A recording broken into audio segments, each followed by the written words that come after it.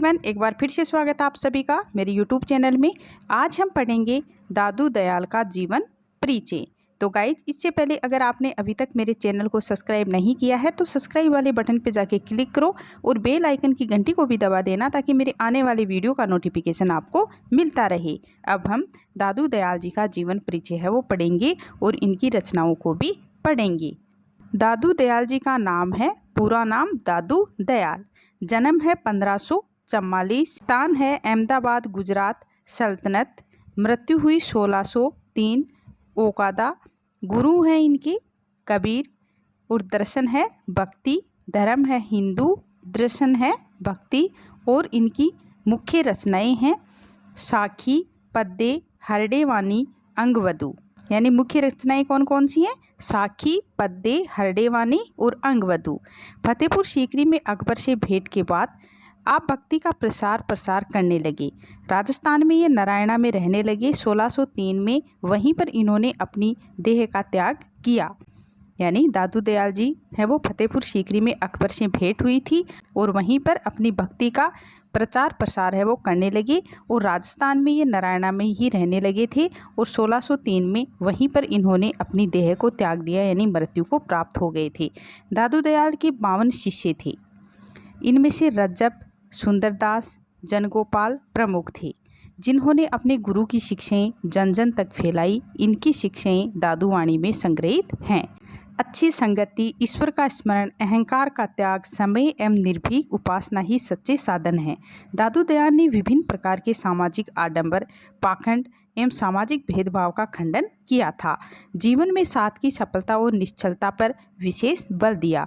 सरल भाषा एवं विचारों के आधार पर दादू को राजस्थान का कबीर भी कहा जाता है। यानी दादू दयाल जी को सरल भाषा और विचारों के आधार पर राजस्थान का कबीर कहा जाता है।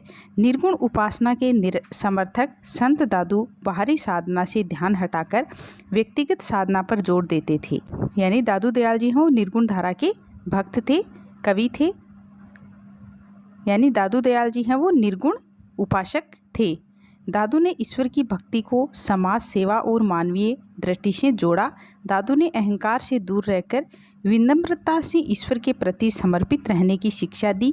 दादू ने बताया कि ईश्वर की प्राप्ति न केवल प्रेम और भक्ति के माध्यम से ही संभव है बल्कि मानवता के प्रति सेवा से भी संभव हो सकती है। यानी दादू ने शिक्षा दी कि जो ईश्वर की प्राप्ति है वो न केवल प्रेम और भक्ति के माध्यम से संभव है यानी मिलती है, बल्कि ये मानवता के प्रति प्रेम सेवा से भी संभव हो सकती है, मिल सकती है।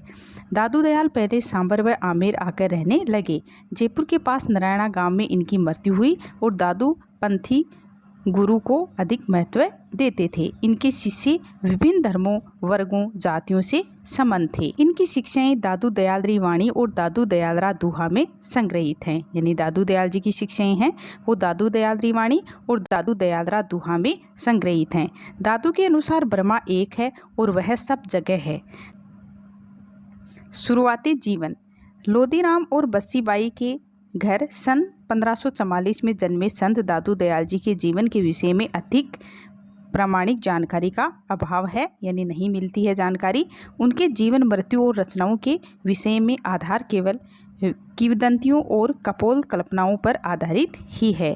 कुछ इतिहासकार इनका जन्मस्थल गुजरात के अहमदाबाद को मानते हैं, जबकि दादू का अधिकतर जीवन राजस्थान में ही व्यतीत हुआ और अजमेर में उन्होंने अपनी सांस ली थी। इनके जन्म के विषय में लोक प्रचलित मान्यता यह है कि कबीर की तरह भी इनका जन्म है वो एक कुंवारी ब्राह्मणी कन्या के गर्भ से हुआ था। लोक लाज और सामाजिक मर्यादा के चलते इन्हें साबरमती नदी में बहा दिया, मगर संयोग से लोदीराम नामक एक नागर ब्राह्मण ने इनको बचाकर पालन पोषण किया। लिहाजा इनके पिता लोदीराम और माँ बसीबाई ही बताई जाती हैं। बताया जाता है कि इनके गरीब दास और मिस्की दास 2 बेटे तथा नानीबाई तथा माताबाई 2 बेटियां भी हुई। संत दादू दयाल की जाति और धर्म। दादू दयाल किस धर्म और जाति के थे, ये प्रश्न उतना ही जटिल और स्रोतहीन है जितना कि संत कबीर के विषय में था। इनके धर्म को लेकर तरह तरह के मत गढ़े गए थे। सर्वमान्य मत के अनुसार वे हिंदू थे, मगर उनकी जाति ब्राह्मण थी या निम्न जाति, इस पर मतभेद हैं। वहीं कबीर की तरह दादू को भी मुस्लिम संत बताने की भरपूर चेष्टा इतिहास में हुई है। दादू के एक प्रसिद्ध शिष्य थे रजब, जिन्होंने एक दोहा लिखा जो दादू के मत और उनकी मान्यता के विषय में संशय को भी जन्म देता है। रजब का दोहा इस तरह से है, जिसको हम पढ़ते हैं।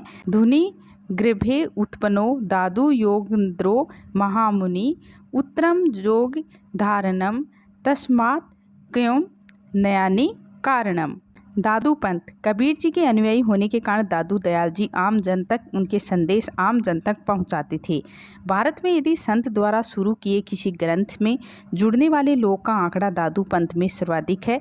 इस पंथ की सबसे बड़ी विशेषता यह है कि इसमें शामिल होने वाले अधिकतर संत पढ़े लिखे होते हैं।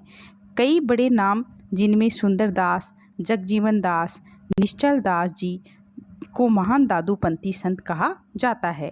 इस पंथ के संतों ने मुख्य रूप से संत साहित्य के ग्रंथों, रचनाओं, पदावलियों तथा गुरुवाणियों को संरक्षित कर उनके प्रशासन तथा संवर्धन का कार्य उन्होंने किया। मृत्यु। संत और लोक कवि दादू दयाल जी का देहवास करीब 57 वर्ष की आयु में सन 1603 में जेठ सुदी अष्टमी तिथि विक्रम संवत 1660 शनिवार के दिन अजमेर राजस्थान में स्थित नराना गांव में हुआ था। कहते हैं कि वे स्वेच्छा से जीवन के अंतिम समय में भरेना की पहाड़ियों में बनी एक गुफा में निवास करते थे और यहीं पर उन्हें समाधि दी गई।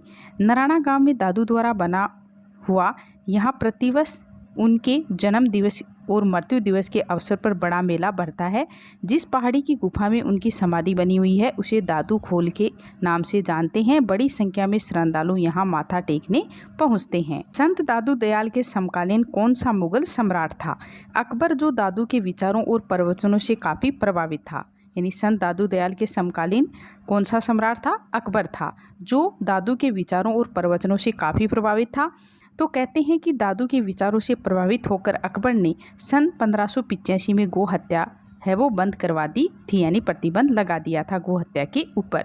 दादू के गुरु कौन थे? माना जाता है कि बुढ़न नामक एक अज्ञात वृद्ध संत दादू के गुरु थे तथा 11 वर्ष की आयु में वे इनके गुरु बने। दादू दयाल के शिष्य कौन थे? तो चलो जानते हैं। संत दास, जगन्दास, रजब इत्यादि है वो दादू दयाल के शिष्य थे।